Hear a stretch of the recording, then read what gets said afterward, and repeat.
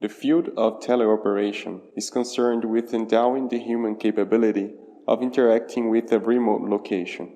It has been used in different contexts and applications, such as nuclear or chemical industry, search and rescue in disaster zones, mining environments, among others. For the teleoperation to be well succeed, the operator should be able to intuitively manipulate the remote environment and perceive as transparent as possible that remote location.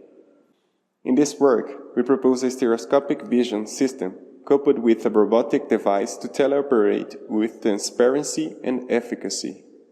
The system architecture a local and a remote module, both implemented with host computers which communicate with each other via internet connection. The first host is placed at the local module, where the operator is located wearing the virtual reality display.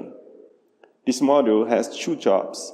First, send information about the orientation of the operator's head to the remote module. And second, receive the images from the remote host and show them to the operator in virtual reality, as he or she was really there. The second host is placed in the remote location, along with the robotic head. This robotic head uses motors and cameras to move and see just like a human would.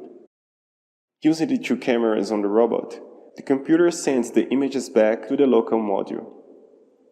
And information received from the local module is used to transfer the orientation of the operator's head to the robotic head.